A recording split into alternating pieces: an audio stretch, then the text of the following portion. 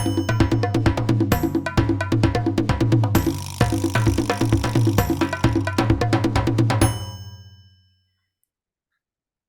and welcome to another episode of the Gritty Hour. Today I have a very special guest, Amir Sheikh, who's all the way over there in the left side of this country in California. And he is the founder of a startup social media content company called Ponderly, which I was able to download on my phone and I've gone through it. It's a very interesting app. It's essentially trying to bring back civilized public discourse. So, welcome to the Gritty Hour, Amir. Thank you, Tom, and thank you for having me. Oh, it's a pleasure to have you. So, tell us a little bit about Ponderly. Yeah, so I think Ponderly started around the COVID time period under a different name, but the inspiration was really my personal journey through life years prior and the frustration from friends and family, over things that are, might not necessarily affect their lives, but it did affect them when they argued and decided not to talk to one another, or, various things. And so, when I started to look at it and you look at the details of what was causing it, it's not even, the facts. It's not the data or the facts. It's the lack of, empathy and communication and understanding the other person. For the most part, I think most people are good, whatever you want to kind of define that. But we have different experiences, we have different brains, and we see things very differently. And so I think for me, it was, I got to a certain level, and then when COVID happened, I said, you know what, let me see if we can, if I can do any better, find a solution. And so Ponderly, a couple of things we do differently. We do produce our own content, so we're actually a media platform. And instead of doing what everyone else does, which is, trust me, I'm telling you the truth and I'm unbiased and honest, we use a different strategy, which is on every topic, we present both sides. And so, you know, is the earth flat? Yes or no. And so we purposely have a writer that says yes and gives, the facts from that side, and vice versa. And it's short form, it's fact based, it's cited. We have kind of a stringent process and editing to make sure that we have the quality is there. And so that's a little bit how we're different. And then we kind of want the users to decide, after having kind of all the facts and kind of neutral fact box as well, which we create, for themselves. And I think we believe, as a platform, that if we can give people all the information, both sides, and have kind of a safe place, that people will make better decisions. Right. And so it's not our place to tell people what's right or wrong. It's just our place to make sure that they have all the information. And yeah, so I think at this point, we've gone through a lot of development, testing, and that's going to actually continue. We're starting our kind of marketing and investor outreach, and to really grow the platform. Nice. When I went on there, I was pleasantly surprised at the civility of the discourse. So no matter what the subject is, there was a lot of politics on there, but there's also, some might call mundane issues that people politely discuss, like what's better, an iPhone or a Samsung device or whatever.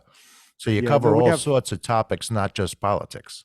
Yeah, so we have 13 categories currently, from beauty to sports and science and you know um, technology. And so essentially, you get to subscribe to the content that you want. But within those content, again, we kind of focus on things that are more controversial or polarized, and really bring it in a way that is not threatening. It's not about cutting somebody's head off. It's more about understanding the other side. And Right.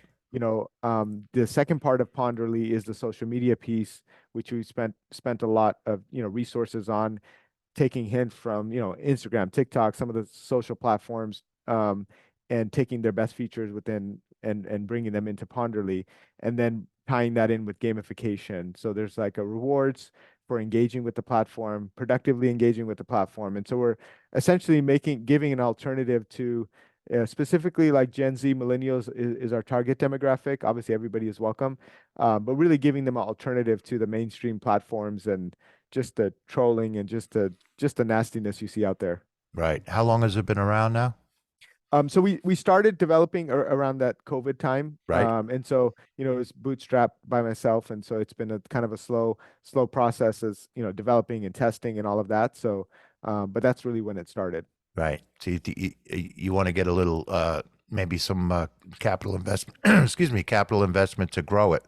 Yeah, 100%. I Yeah. mean, I think for right now we're pretty confident in the product and its abilities. Obviously, there's always things to develop. Right. That's never going to stop. But we're at a level now that I think we can really start to grow this and onboard and take the platform to the next level. Right. As I was going around the app, I have it on my Samsung phone app. Downloaded it from the Google Play Store. By the way, I should have said that it's a free uh, download from Google or Apple, Or wherever you Apple, get your apps from. correct. Um, well, what I wanted to say was it seemed like there's a lot of users on there already. Yeah, I mean, I think we've it's interesting, those app stores, Google and Apple, there's a lot of people on there. So, just being on there, you get downloads. Right. And so even if you don't do any kind of, marketing, people will find you. Yeah. But I think for us, where we are now, we want to, really get targeted and focused and make sure we have kind of a purpose and people know why they're on. And ultimately, it needs to be beneficial in their life. And they Right. need to, if they're going on Instagram or TikTok or wherever they're consuming their content, they find a value in that. And so Right. we have to make sure we provide that, in a better way than they currently get. Right. Well, I've always said, going back to politics for a second, uh, those of you who are listening from North America will be familiar.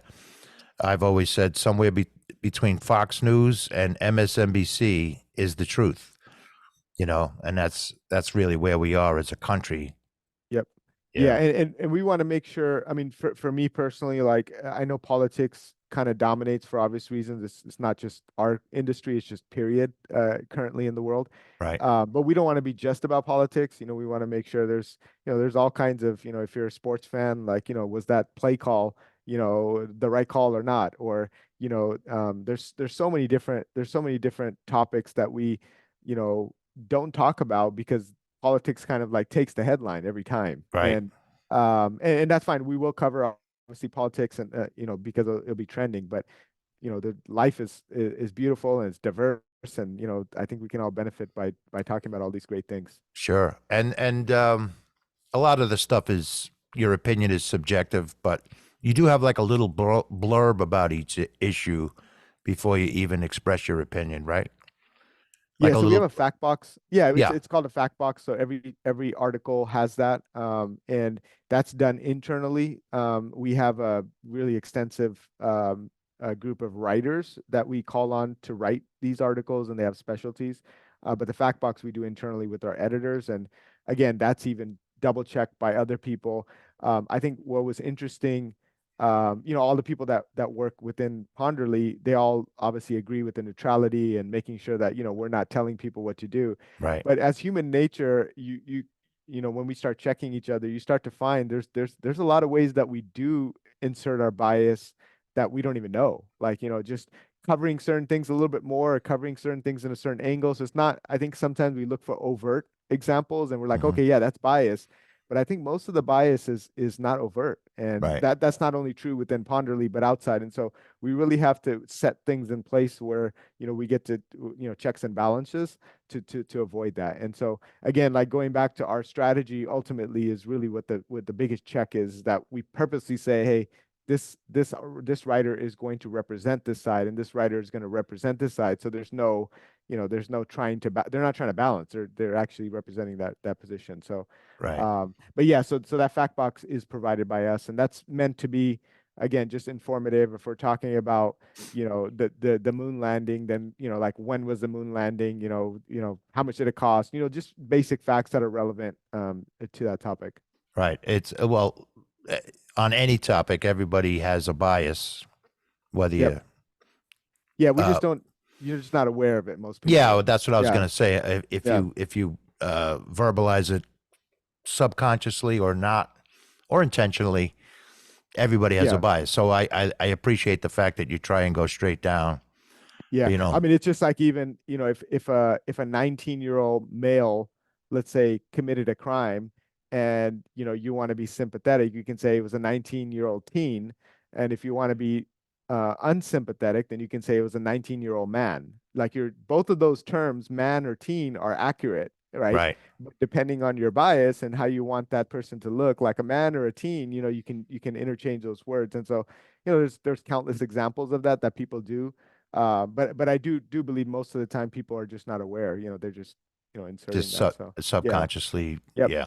yep, And I do appreciate the fact. I think that's the key to your success. Maybe is not striving to be non-biased. yeah, Yeah. yeah, and it kind of comes from the originates from, you know, I I I can't think of any times where I was, right, and I gave the facts to somebody and they just said, you know what, Amir, you're right. I changed my mind. And I'm not talking about little things. I'm talking about conceptual or ideologies or big things. Like people don't operate that way. And so that strategy is just, it does the opposite. Hmm. Even if you're wrong, if you're humiliated or if you feel like, the other person is condescending, whatever that is, you're just going to double down. Right. And you're not going to accomplish what you're going to accomplish. And it's just it's harmful for everyone Right. involved. I downloaded this app. It may be a month and a half ago, maybe even longer than that. It was late last year, and I have noticed some changes since then because I've been going on it, fairly regularly. So you're constantly updating your features. I think is Yeah, yeah, we're yeah. adding, enhancing, it's one of those things. I didn't come from the app industry before, but I think in the past I've looked at stuff and I'm like, hey, why did they do that? Why don't they do that? And things like that. And then once you do it, you figure out, oh, I see, that's why you do that, or that's why you don't do that. There's a lot of red tape. There's a lot of things. For example, when you go on the Google's Play Store, the App Store, that we have restrictions and we have to abide by them if we want to be on that. It's their Right. home, at the end Right. of the day. And so there's a lot of things that it might not even be what I want to do. It's just, I have to if I want to play. So those things are there. And then we do listen, we do talk to users, we do the little groups and feedback. And so when we listen and we get critical mass, we get enough people say, hey, this is good or this is bad, then we take action. Right. Again, ultimately we need to be self-standing where people are like, hey, this is a value to my life and this is content that I can't get anywhere. This is experience I can't get anywhere. And I enjoy using this platform. And so that's really what the focus is. Right. And I think that approach is the key to your current success and your future success. So what's in store? Well, let me ask you first before we get to that. What is your background in technology, or is this your Yeah, I first have foray? Yeah, this is my first. Yeah, I have a business background, so I have nothing to do with technology. I think this venture came from that initial background where I mentioned the frustration with friends and family and Hmm. society. I mean, just looking at people so angry and so, yeah, just you can see the vitriol and it's just like why, and Right. it's like we're all humans, we all, breathe the same air and, bleed the same way, and like why are we this way? And when you start to look at the core of it, like we have a lot more in common than we think, and we just, so technology, unfortunately, is the biggest cause of our current Yes. crisis. Is that's the only difference from before, and it's a big difference though. When anybody can message something from anywhere in the world and reach thousands or millions of people, and not think, no filter, checks or balances, and then the way the algorithms work on social media specifically, they promote the stuff that's the controversial stuff. And so I think especially for even older and wise, mature people fall for it, but especially the younger people, if they only see certain type of content which is controversial or whatnot, it starts to, if they don't have life experience specifically, it starts to paint a picture of this is this way because that's what I always see, right? Right. And they have no life experience. They don't know, like, that's just the algorithm is promoting that. That's only 0.011% of the cases, and the rest of it is fine. Right. And I think so there's a lot of issues I think with that, and it's been very harmful, I think, to specifically youth. and we can see kind of the evidence of that, unfortunately.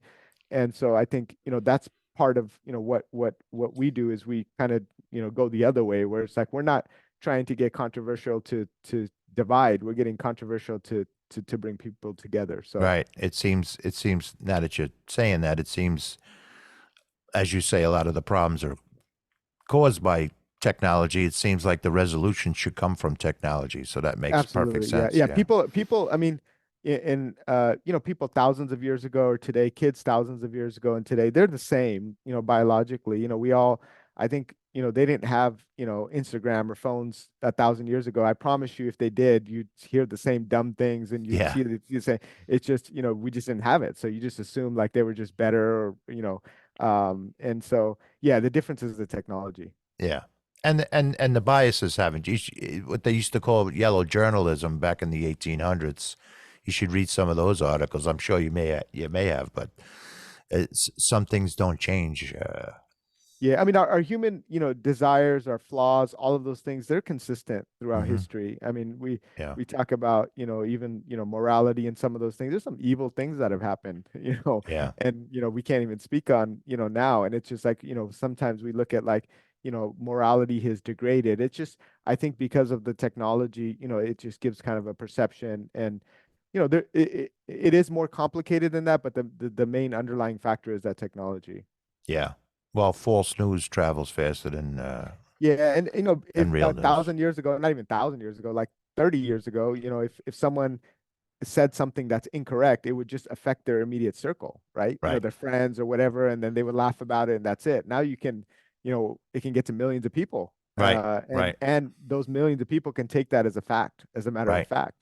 And It has so, changed. It has already changed society. It's at one point in this country, everybody in the country got their news from Walter Cronkite or one of the other, yeah. nightly newscasts. Everybody got the same news, Right. And it and wasn't too extreme, and there wasn't those extreme kind of biases. I mean, I'm sure again, we could probably find some, but it wasn't to the level that it is now. right. Yeah. So where It everybody, reminds me what you're saying reminds me of I don't know if you look like a younger man. The Boston Marathon bombing. yep, The first time I heard about that, and it was like 3 minutes after it happened, was on Twitter. yep, You know, yeah, no, absolutely, and and and yeah, I mean, it was probably somebody standing on the sidelines with his phone right, in his hand. right, yeah, no, I mean, I think obviously, if you look at it objectively, social media specifically should be a great tool. It should be something that can really take humanity forward and sharing information and knowledge and all these things. But unfortunately, when you look around, it's just not used in the proper way. And so, Right. um, yeah, And thanks to you and folks like you, you're taking steps to remedy that. yeah. I mean, it's gonna be uphill battle because I think the vast majority is misusing it, and the platforms are encouraging it, and they're not doing it for malicious reason. They're doing it for money. I mean, Right. obviously, the more clicks and engagement they get, the more they profit. So it's not a, they're everybody has good people, and I don't think they want anything bad, but money is more important, I think. Right. So How many or do you keep track of how many it's probably easy to keep track of how many times it was downloaded, but how many times do you keep track of how many users are using it on a regular basis? yeah, so we have some tracking and engagement that we can track within the platform. Hmm. Um, but we don't have like identifiable tracking. So we can't, like, if you're on there, like I can't see what Tom's doing, for Right. example, right? Tom's Um, just reading right now. He hasn't yeah, commented no, yet. yeah. So I can't see those details. But yeah, I mean, I think for right now, kind of where we're at, we're looking at more the engagement piece of it. And so we have a decent amount of people, like I said, over since we've been developing that have come on, and we've been really really blessed and appreciative of that. And I think just kind of in moving forward, we want to make this just more valuable and make this a place. I mean, ultimately, people want to be where people are. Right. And, you know, I give this example a lot, but like, you see two restaurants next to each other. One is super nice, the food is great, it looks good, but there's nobody in it. And the next door, it's a, rundown, broken place, but everybody's in there. Guess where most people are going to go, to Right. eat. Right. And Yeah. so, I think that maybe not, maybe might not be the best analogy, but same thing with us. Like I think sometimes people get focused so much on the, well, you got to change this color, you got to change this thing. No, you got to get people there. Right. And I think Right. ultimately, once you get people there, people will be like, oh, he's on there, she's on there. I want to be on there as well. And I think, so it is the chicken or the egg thing because like, how do you get people on there? You Right. also have to have some good food and you got to make sure that you have it. So Right. it's a balancing act and it does take some time. We have a few things, marketing strategies that we're starting to employ to get that Hmm. on there. But yeah, no, it's definitely going to be a fun journey. It's going to be a lot of work. But we got to make sure we stay true to the core and how we are different and Right. what we stand for. And as long as we do that, I think there's plenty of people. I know like the trolls and I don't want to say extremists in a negative way, but people who are not kind of like close to center um, tend to represent the country or represent society because they're the loudest, and those are the ones that get promoted. Right. But I think most people are not on either extreme, Right. believe it or not. And I think most people are closer to the center. Maybe they might be left or right, but they're closer to the center mass than they are to the extreme. And I think You're that's where we absolutely kind right. of, Yeah. yeah, and that's where we are. I think we want to kind of give a place to those people like who are like, hey, I don't necessarily again want to cut somebody's head off. Like I disagree with Tom, but let Hmm. me hear what Tom has to say. Right. Like I'm okay with listening to what he has to say, and I can still disagree. And so that's where we kind of like we want that group. Does the site have a I guess you would call it a fail safe for someone who does get nasty in a conversation? Yeah, so we and that's one of the things we didn't have a choice. So like when we're on the app stores, they force us to put in Uh-huh. fail safes and protections and blocking and kind of all that. So the users have full control, and then we have to actually monitor on top of that. So Right. it's like a double thing on there.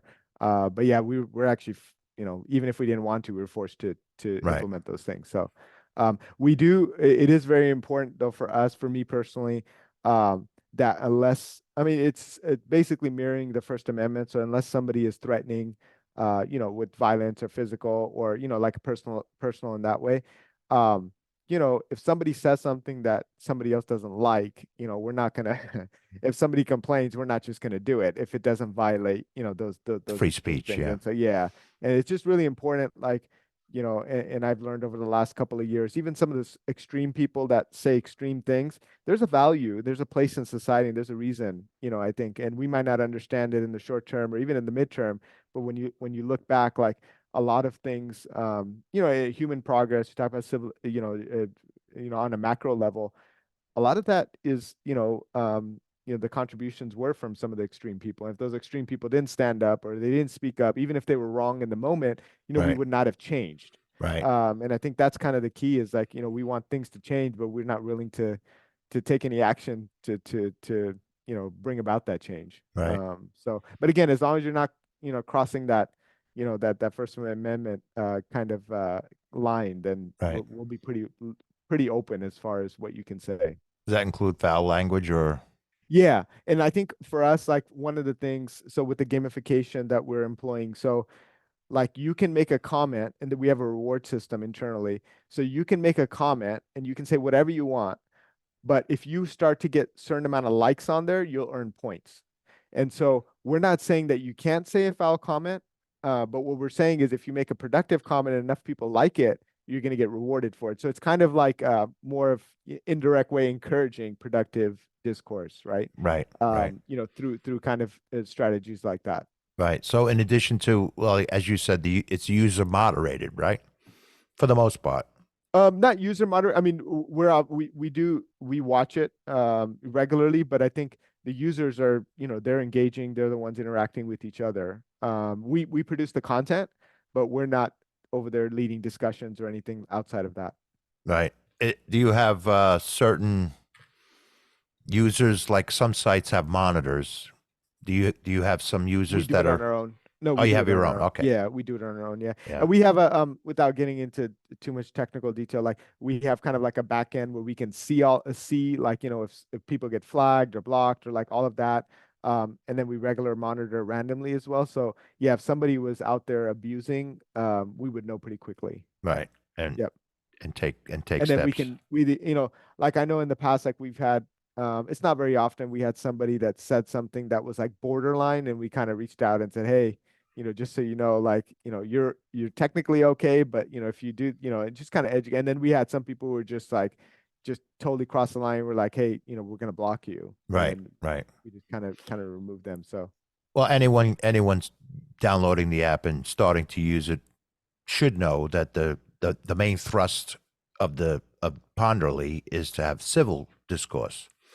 So absolutely, that's yeah. got to be your, yeah. Yeah, I mean, it just we just have to kind of build that destination and attract the right people. Right. But you're always going to get those, it doesn't matter where you are, what you do in life, you're going to get those 1% or Oh, 2% that are sure, just sure. Yeah, there to make your there's no way, life there's difficult. no getting away from it, Amir. Yeah, Yeah. yeah, and it's every industry, it's every place, so it's like, we shouldn't feel any special, but it's part of what we do. So here we are in February of 2024, and what do you see as the founder of this in February of 2025, knowing that a presidential election will happen between now and then? Yeah, no, good question. I think, within the next year, we really want to really get penetration like in the colleges, Hmm. specifically college campuses, and really with the Gen Z, demographic. Also like with the uh, con blog content consumers, which is quite a bit, especially in that, we want them to turn to Ponderly and us create a brand and that logo that they trust, and they Hmm. know that, hey, there's a certain level of quality in our content, but also trust, knowing that, hey, we're fact based and all of that. So we have to kind of build that brand. Right, um and so those are the two main things, I think, within the next year, that I want to make sure that Ponderly has really notable penetration within the college campuses, and then specifically with Gen Z, have that brand where people recognize and they trust. right. And then I think if we can get those two things, like from there, the growth is, it's limitless essentially. Sure. So And I guess assuming an interested investor is watching us right now or listening to us, uh, what kind of revenue do you see in yeah, I turn? mean, Well, yeah, go ahead. yeah, I think in the first couple of years, if people are familiar with our type of startups, it's not profitable. Right, And so I think a lot of the revenue, I mean, if we can break even, we'll be in a good spot, I think. And so yeah, it's tough for the first couple of years until you really get those numbers up. right. That's really what the focus is. I mean, all the things we're doing is to get the people on and get them engaged. Sure. So it's one thing to get a download, it's another thing to get a download and make sure that they're engaging with the platform regularly. Right, But I think once you start getting the numbers, then kind of doors just start opening, left and right, with, sponsors and ads and subscriptions, and like but it's all kind of predicated on, having that good number of people on right. engaged. Do you see some users having their own channels on there, or is that? Yeah, so that's something that we have looked at. I mean, I Mhm. think for us also, I want to make sure we're not knee-jerk kind of like making changes every day. Right. And we're kind of like taking our time and making sure that we listen to like what the user, or see their user behavior. Hmm. There's been a lot of things that I personally think have been like, maybe not genius, but like great ideas. And then you see like nobody's using it or nobody cares. And it's like, it hurts, but ultimately it doesn't really matter what I think. It matters what people want. Right. And vice versa. Like there've been some things I was like, that's terrible. And then you're like, hey, everybody likes that. And it's like, okay, well, I guess I'm wrong, in this case. So That's I a mean, when great I look at attitude. when I Sure. look at like someone like Reddit, for example, are you familiar with Yep. Reddit? I'm Yep. sure. They have a couple 100 million active monthly users. When I personally go on Reddit, like, how can I say it? I don't like to say bad things about people. I'm not impressed, with just the overall experience and just overall. But obviously, a couple 100 million people disagree with me, right? And so so I'm technically wrong, right? Yeah. So they obviously have some things that they have that they're doing right. And so, same thing applied here, is I can't lean on myself for what's right or wrong. I have to lean on the users. Yeah. Your feedback will tell you if you're right or wrong soon Right. enough. Right. Yeah. Yep. Not my opinion. Yep. Right. But that's a great attitude to have. It's probably the attitude you need to be successful in this industry anyway. Absolutely. It just anybody is thinking of investing. Just look how long it took Facebook to start making money, and now Yeah. they're, I you mean, know. all those guys, YouTube and Instagram even, and even outside other startups like Uber. I don't know how long it took for them. Amazon, was Hmm. non-profitable for so long, and so yeah, it's a different, the Airbnb is startup. another one. Yeah, Yeah. those startup, like it's a different kind of market, different strategy. There's good and bad in everything. Hmm. But you just have to know what to expect and be able to live within that, and be comfortable in that. Right. So you see in yourself how many fold next February. We'll see. We'll see. I'm excited. Yeah, I think for me, I'm more focused on the platform itself, and like all those other things, it's like it's I don't think it's going to do me any good, and it's not really productive for me. So it's like I'm focused on the platform and building something that really people want to use, and that we can grow, and then the rest of it, it'll come as it comes. Yeah, and this year should be good for you. With it seems like so many things are off the rails. I don't want to lean Yeah. on the politics because, like Right. I said earlier, Yeah. it's not just a political site, Yep. but there's Yeah, so no, I mean, many I things think going people are on. tired of, like social media, in general. And, but again, I mentioned earlier, people go where people are. And so, as much as they want to give up or they don't want to, it's like that's where everybody is. So that's where they're going to be. Right, And so that's what it comes down to. So we just gotta, get that big segment of the population and say, okay, well, here is an alternative. This is right. a viable alternative. This is a better alternative than what you have now. And so that's really what our challenge is. It's easy to say with the other apps, the other platforms that are out there. People do love expressing their opinions. Yeah. Yeah, No, I mean, we're humans, and I know this is a separate conversation with like AI and, robotics and, automation and all of that. It's going to go when you're dealing with humans, it's going to go to a certain level, right? And um like if you can listen to a song that's mastered to perfection, there's no flaws, or if you can go to a concert and hear the artist with flaws and like the breathing and like all the little, you know most people will still prefer the concert, even though sure. they know it's flawed. But they, as humans, like we love that beauty, we love that humanity and that human connection. And I think that to me, I don't think will change, at least with humans, in the next, however many thousands of years. But I think, sometimes we get focused so much on that, like automation and perfection and all that, but that's not necessarily what we want in every single part of our life. Yeah, I mean, if it's our commute to work, yeah, we want to, get there quicker and things like that, or more efficiently, but it doesn't apply to every aspect of our life. And I think Right, that sometimes people miss that. right. Well, that's the great attitude to have, and I've like I said earlier, I have used the site, so it's very easy to use. It's almost like a dope like me can figure it out in a minute or less. So, and the content is interesting enough to make you want to keep coming back, which is, you know, a win-win for the user, you know. Absolutely, yeah. And And why I stressed about the channels because there was some users on there that I wanted to follow or see what they had to say about something. You know what I mean?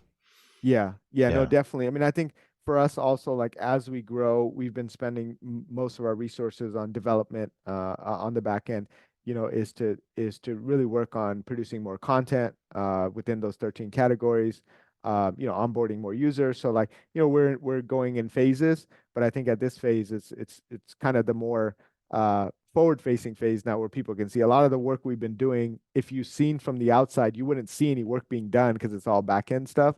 Right. And so it's kind of exciting. We're coming, facing forward now. Yeah, it's a very smooth platform, very user-friendly platform. If someone wanted to maybe not invest, but someone wanted to learn more about Ponderly or maybe invest, how would they get a hold of you?